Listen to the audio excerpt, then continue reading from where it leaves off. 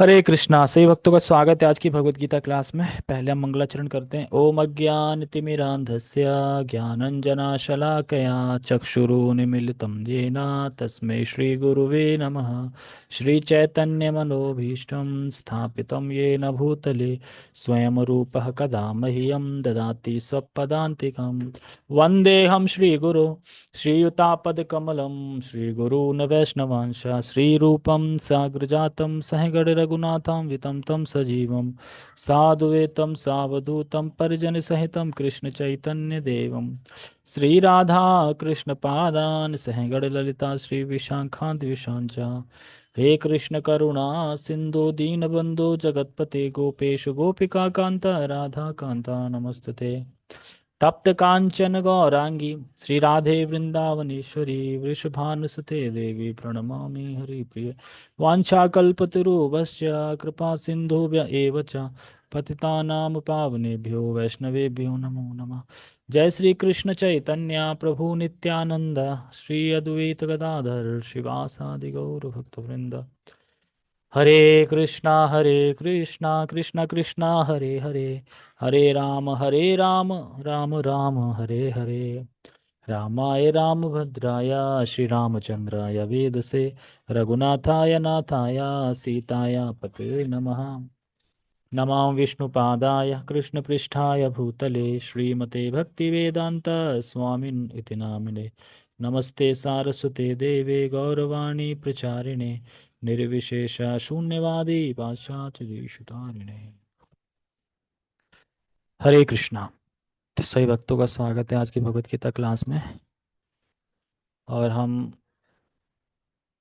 भगवत गीता यथारूप से पढ़ रहे हैं अध्याय 2 को।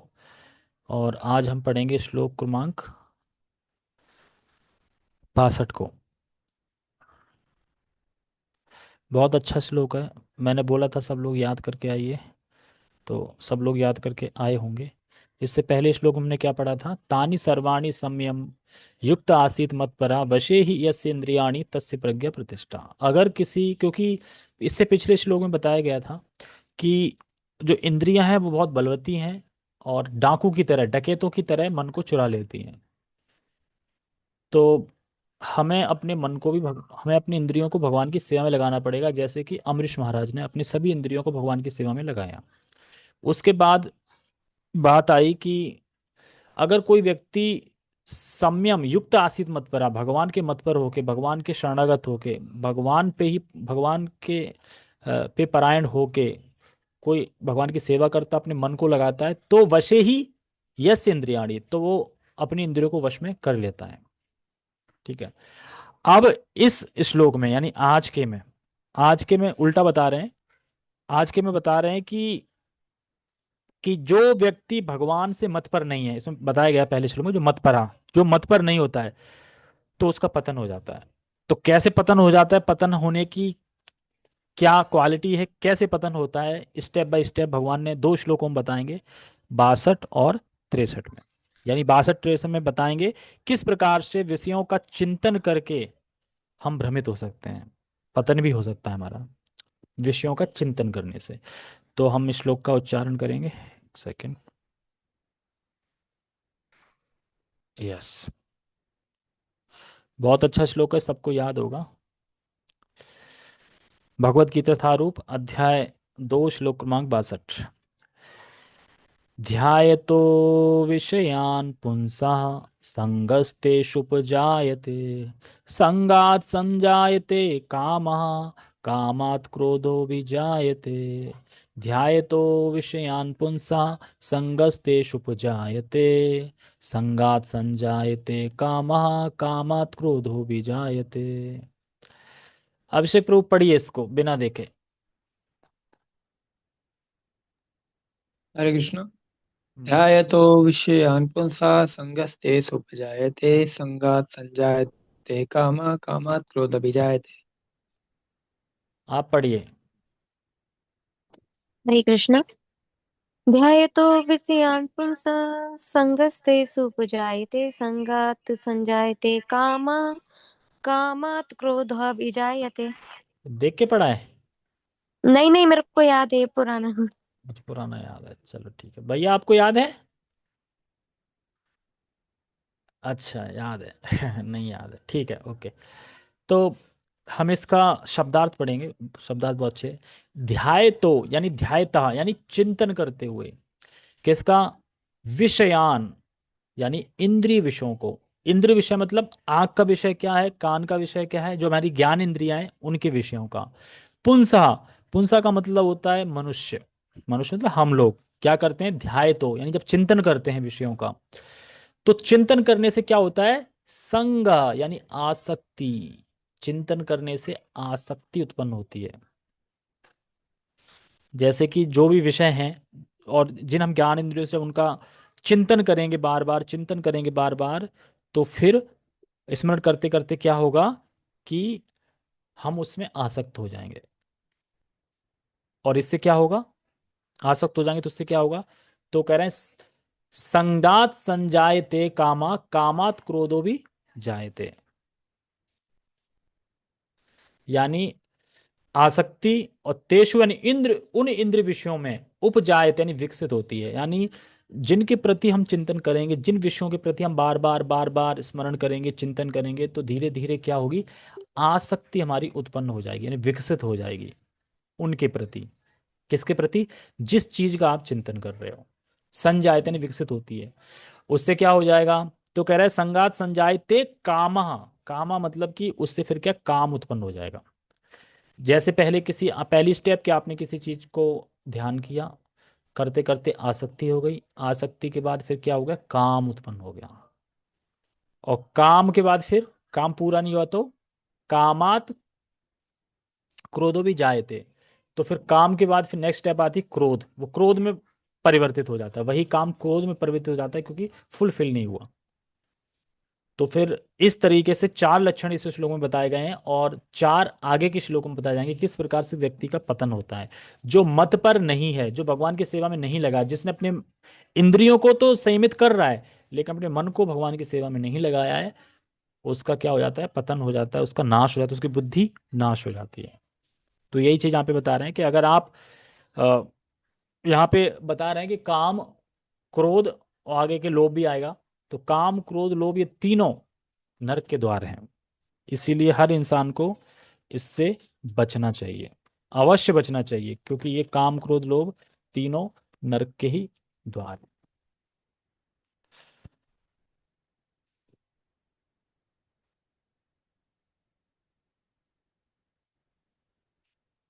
अनुवाद पढ़ते हैं।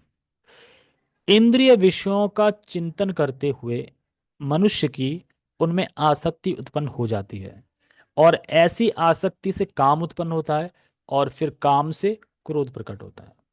तो भगवान एकदम सीक्वेंस में बता रहा है कि कैसे एक व्यक्ति का पतन होता है, कैसे एक व्यक्ति नीचे गिर जाता है भक्ति से, क्योंकि उसका मन नहीं लगा। और जब मन नहीं लगा तो फिर वो अपनी इंद्रियों को भले ही संयम कर रहा है लेकिन फिर भी इंद्रिया उसे फंसा लेगी। तो यहाँ बता रहे हैं कि काम क्रोध प्रकट होता है। तो जितना हम वस्तु का ध्यान करें, कोई भी वस्तु हो, आप किसी भी वस्तु का अगर भौतिक मटेरियल वर्ल्ड में किसी वस्तु का अगर ध्यान कर रहे हैं, तो ध्यान करते करते क्या होता है? उसमें आसक्ति अपने आप आ जाती है। जैसे कि जिसको आप कभी जानते नहीं तो कोई मतलब नहीं उससे, लेकिन जब जान पहचान हो जाती है किसी से, उससे बातें करते हैं, जान पहचान हो जाती है, फिर ध्याय तो करते उसमें आसक्ति हो जाती है उस इंसान में।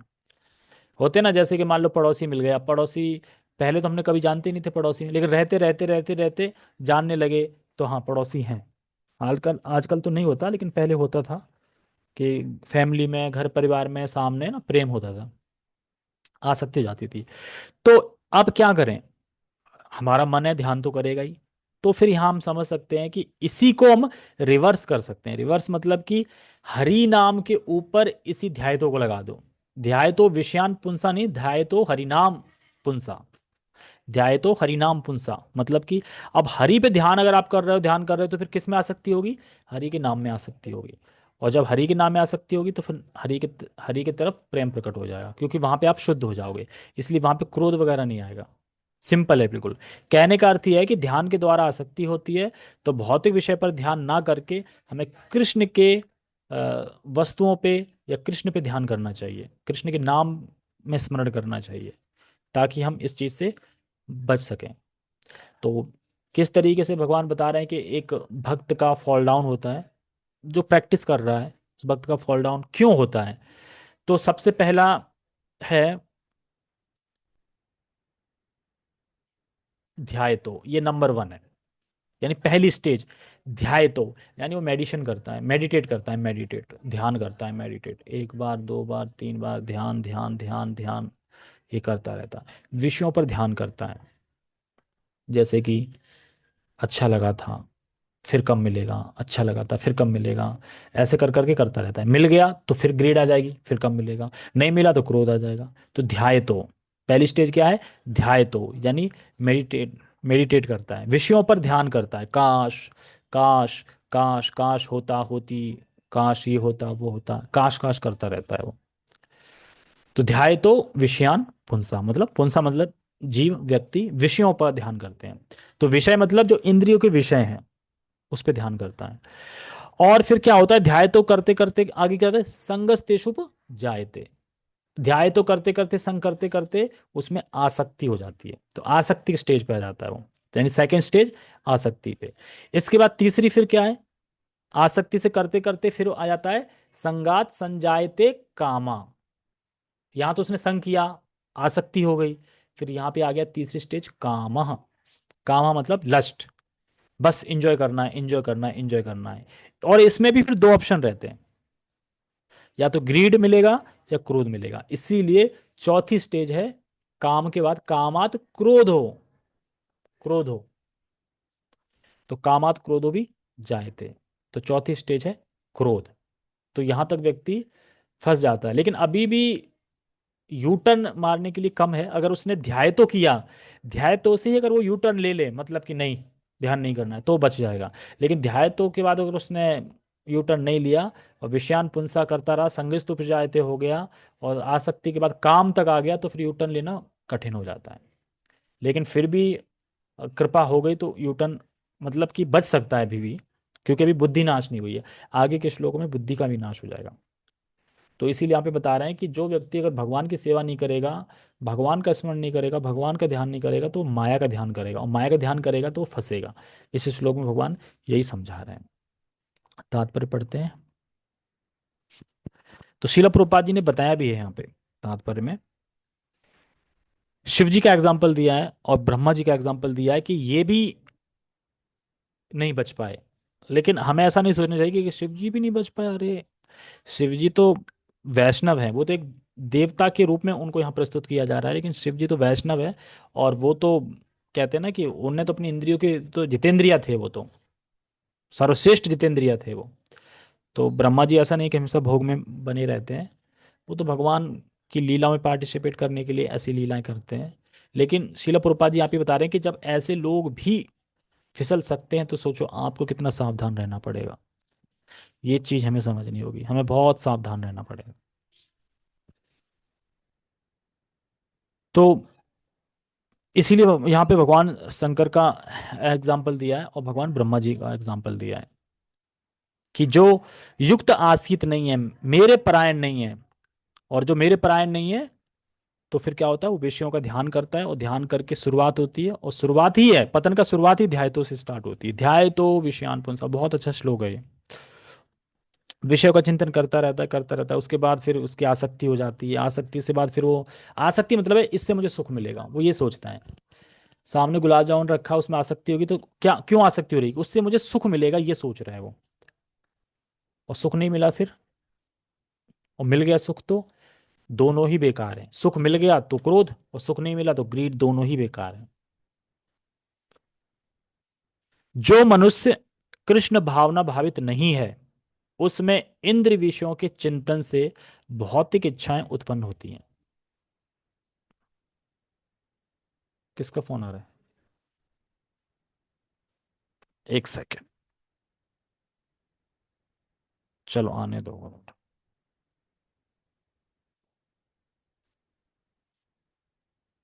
कहाँ पे थे हम, हाँ। तो यहाँ पे कह रहे हैं कि जो मनुष्य कृष्ण भावनावित नहीं है, उसमें इंद्र विषय के चिंतन से भौतिक इच्छाएं उत्पन्न होती हैं, तो होंगी, क्योंकि जो कृष्ण भावनावित नहीं है तो उसकी भौतिक इच्छाएं आएंगी आएंगी। इंद्रियों को किसी कार्य में लगे रहना चाहिए, और यदि वे भगवान की दिव्य प्रेम भक्ति में नहीं लगी रहेंगी तो वे निश्चय ही भौतिकतावाद में लगना चाहेंगी। ये मेन पॉइंट है। इसीलिए हमें भक्ति में व्यस्त रहना चाहिए। यानी कहने का मतलब ये है कि हमें किसी न किसी भगवत सेवा के कार्य में लगे रहना चाहिए हमेशा, चौबीसों घंटे। जैसे ही आपकी कोई एक सेवा समाप्त हुई, दूसरी सेवा प्रस्तुत हो जाए। जैसी कोई एक सेवा समाप्त हुई, दूसरी सेवा प्रस्तुत हो जाए। इस तरीके से आपको लगे रहना चाहिए।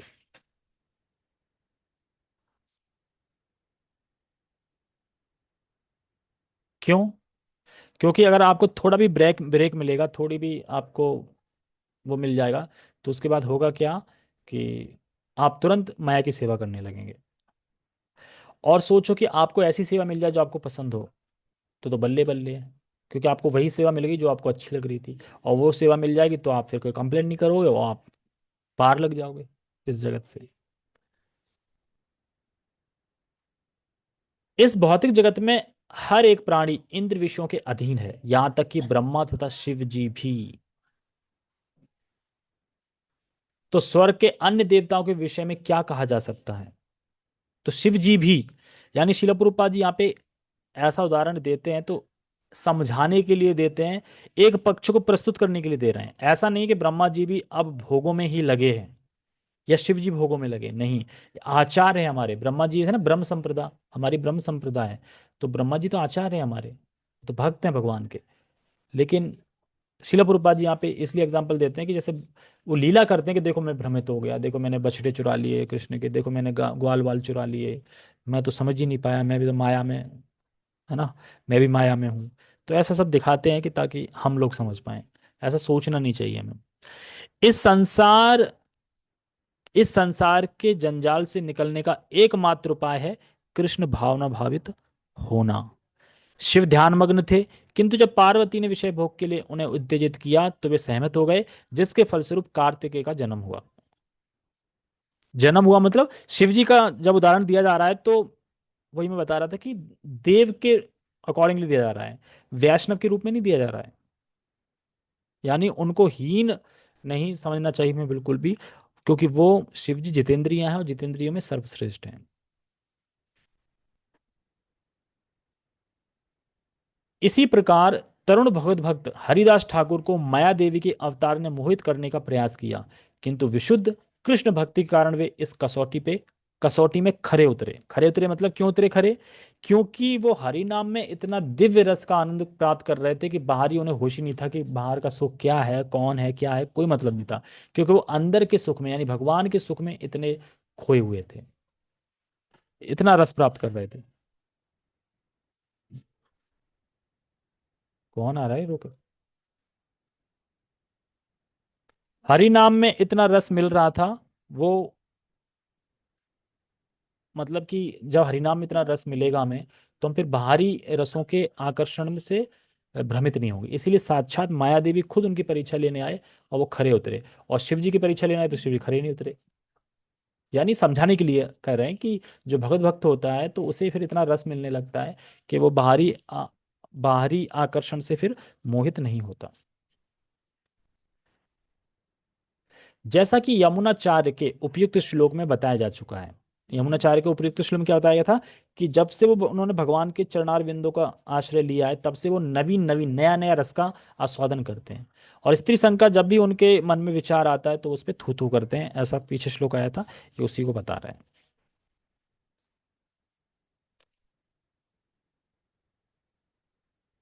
भगवान का एकनिष्ठ भक्त भगवान की संगति के आध्यात्मिक सुख का आस्वादन करने के कारण समस्त भौतिक इंद्रिय सुख को त्याग देता है।